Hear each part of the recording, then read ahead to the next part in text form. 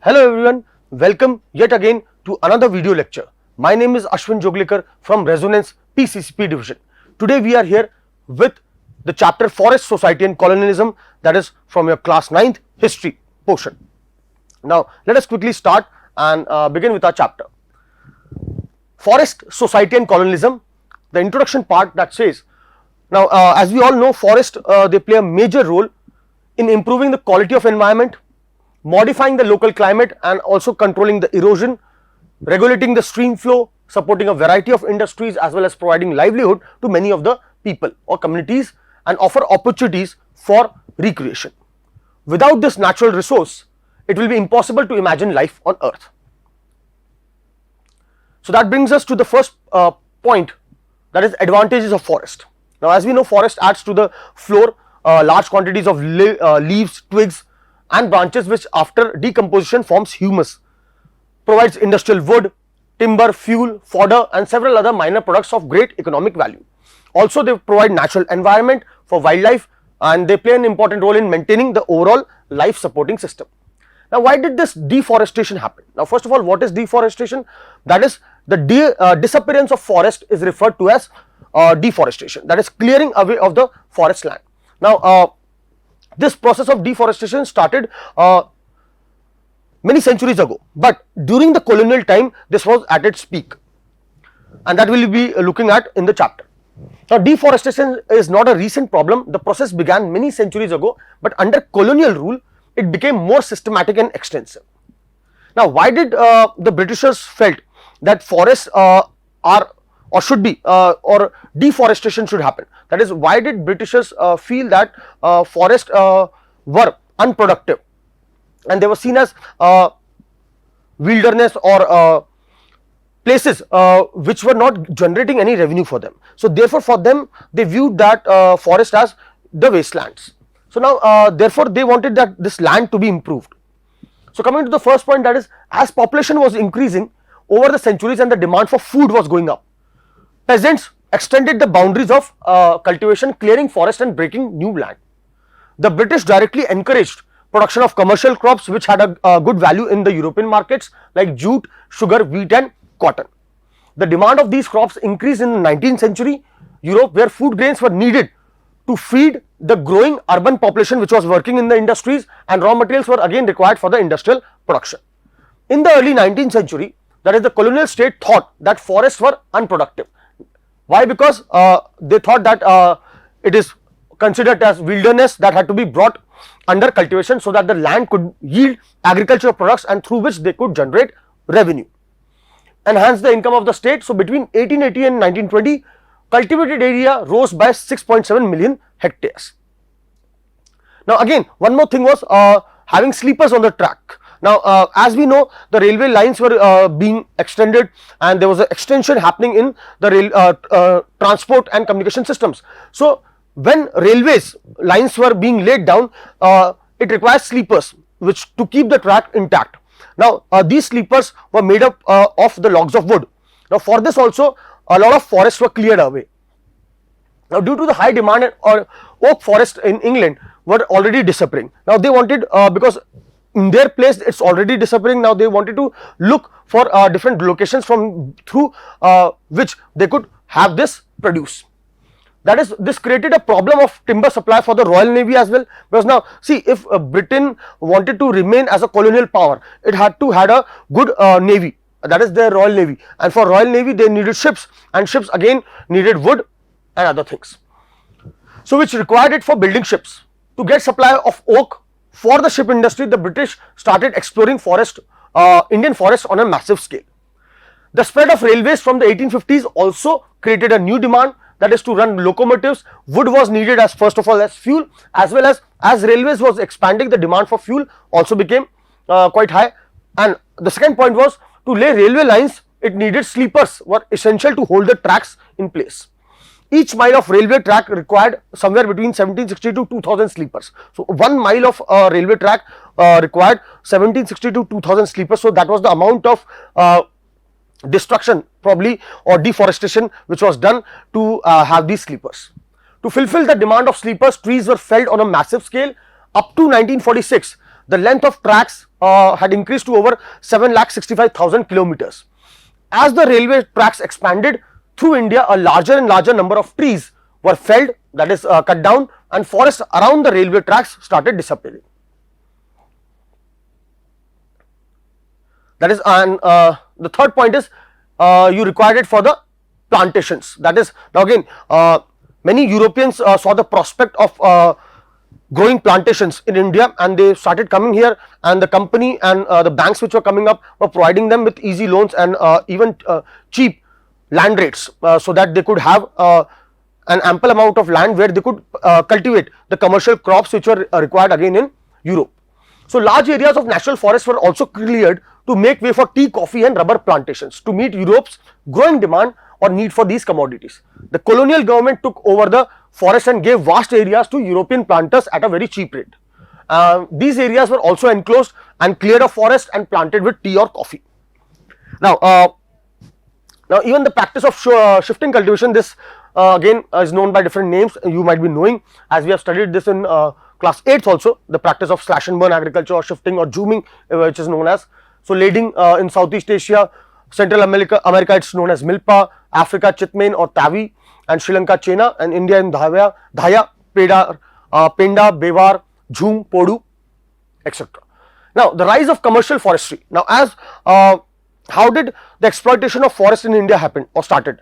Now it was again a well laid out systematic plan. So for this a German expert who was known by the name Dietrich Brandes was called, and he was also made the first Inspector General of Forest in India. Later on he also helped in developing the forest services in India, and also the forest laws were formulated by him under his guidance, and also the Imperial Forest Research Institute was also established that we will be looking at. Now in India, the colonial rulers needed huge supplies of wood for railway and ships. Now this led to widespread deforestation. Now again Britishers thought if it is left to the local people to cut down the trees, there will be no resource left in a few years. So therefore they wanted to make it a systematic way, so that again every 5 years, 10 years they could exploit these resources. So therefore the British government got alarmed. The government invited Dietrich Brandes, a German expert on forest, for advice. He was appointed as the first Inspector General of Forests in India. Now Brandes emphasized that rules needed to be framed, and then again there should be proper government regulation, then only those rules would be followed about the use of forest wealth. Brandes realized that a proper system had to be put into place to manage the forest, and people had to be trained in terms of the science of conservation. This system needed legal sanctions. That is why then only people would be following it. It was at his initiative that the first one, Indian Forest Service, was set up in 1864. Forest Act was enacted in 1865, and which was later amended also. And Imperial Forest Research Institute was established in or set up in Dehradun in 1906.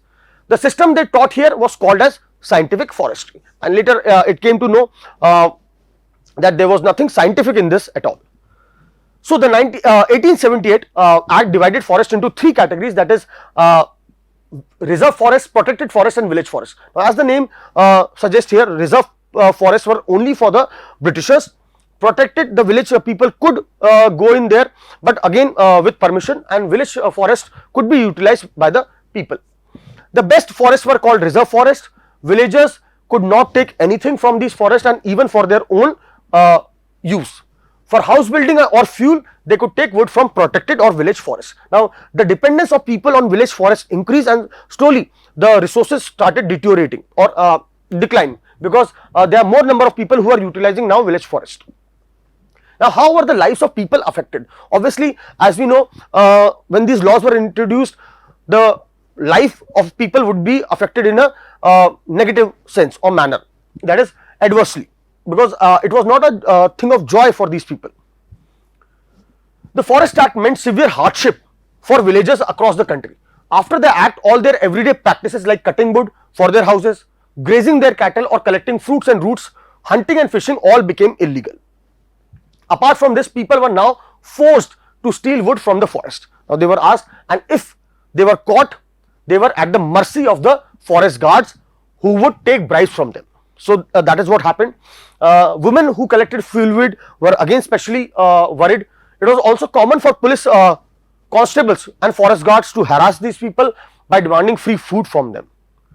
So that is all the things which the people had to witness or see when these laws were implemented. Now, how did forest rules affect cultivation? As we know, shifting cultivation, which these people used to practice, was again completely banned by the British according to these laws. The two major reasons for that are the first one being that because it was difficult for the Britishers to calculate the revenue, because as in per shifting cultivation, people keep shifting from one place to another. Second reason being when they used to shift to another place, they used to first slash and then burn that place down. So while burning it, again it was a fear that the forest might catch fire, and it would lead again to the destruction of the teak, which or the timber which was there of the Britishers in the reserve forest. Now, one of the major impacts of European colonialism was on the practice of shifting cultivation or Sweden agriculture. Shifting cultivation as a system of agriculture had the following features. Now, shifting cultivation has been explained, that is, parts of forest are cut and burned in rotation. Seeds are then sown in the ashes after the first monsoon rains, and crop is harvested by October or November. Such plots are cultivated for a couple of years and then left fallow for 12 to 18 years, and by this time the people move on to some other part of the land for the forest to grow back. Shifting cultivation has been practiced in many parts of Asia, Africa and South America, and it is being known by different names. The colonial government banned this practice of shifting cultivation. They felt that the land which was used for cultivation every few years could not grow the timber or trees for railway timber. When a forest was burnt, there was again the added danger of the flames spreading and burning down the valuable timber. Shifting cultivation also made it harder for the government to calculate taxes. Therefore, the government decided to ban shifting cultivation. As a result, many communities were forcibly displaced from their habitats. Now, who could hunt? Now, even this shows an interesting story that Britishers banned any form of hunting by the tribal or the local people, but they themselves carried the hunting. Before the forest laws, many people who lived in or near forests had survived by hunting deer, partridges or a variety of small animals. This customary practice was prohibited by the forest laws now, and those who were caught hunting were now punished for poaching.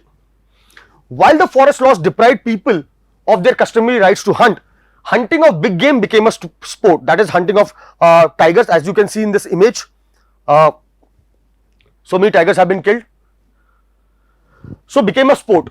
Under colonial rule, the scale of hunting increased to such an extent that various species almost became extinct, and the British saw large animals as savage or signs of a wild, primitive and savage society, and they believed that they had to bring it under control. By killing dangerous animals, the British would civilize India. They gave rewards for killing big animals on the grounds that they pose a threat to the cultivators. Initially, certain areas of forest were reserved for hunting. Only much later, when environmentalists and conservators began to argue that all species of animals needed to be protected and not killed. So this is the picture where Lord Reading was hunting in Nepal. Now, effects of the new forest laws on nomadic and pastoralist communities. Now again, as nomadic and pastoral communities, we have a complete chapter in class 9th, but in brief here, that nomadic and pastoral communities were also quite adversely affected by the introduction of the new forest laws. That is, they do not maintain a permanent place of residence, the nomadic or the pastoral communities, and they keep moving from one place to another in search of food and fodder. They own a herd of cattle and keep moving from one place to another in search of food and shelter for themselves and for their cattle wealth. Under colonial rule, again life of these communities also changed dramatically. That is, their grazing ground shrank where they could graze. Their movements were regulated, under control or watched. The revenue they had to pay increased, and their agriculture stock also declined. Their trades and crafts were again adversely or negatively affected. Now, effects of new forest laws on firms trading in timber and forest produce. Now, most of the things now started were being controlled by the Europeans. So now, local Indians who were earlier merchants and traders who were earlier involved in forest trade also received a setback by these new laws. The new forest policy of the British ruined the prospects of several firms trading in timber and forest produce. Through various laws, many restrictions were imposed on the local firms, and with the coming of British, trade was completely regulated by the government. the trading rights were only or given to many large European firms, and the local people of firms were now who were the real owners of the forest were forced to work for large European traders and firms now. Now, effects of these new forest laws on plantation owners, that is, large areas of forest were cleared to make way for these tea, coffee and other plantations and rubber plantations, and most of the plantation estates were owned by the European traders.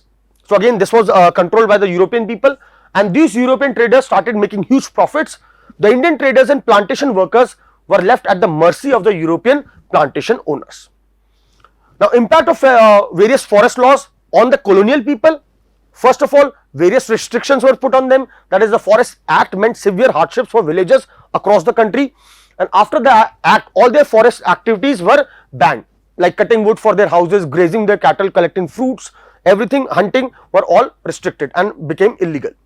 Impact on cultivators, again shifting cultivation was being banned, which was the most common cultivation practice by these people, but this was banned again because of European foresters regarded this harmful for the forest. This practice of shifting cultivation as harmful.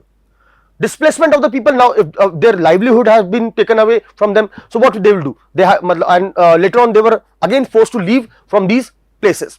So, they were displaced also. To protect the forest, the Europeans started displacing these villagers without any notice or compensation, and various taxes were imposed on them. The Europeans started imposing heavy taxes on these forest people, which they were not able to pay or repay, and loss of livelihood. That is, the Europeans started giving large European trading firms the sole rights to trade in the forest, and grazing and hunting by local people again became restricted, and in this process many pastoralists and nomadic communities lost their livelihood. Now, we will take up the next portion, that is rebellion in the forest, in the next class. Okay. So, thank you so much.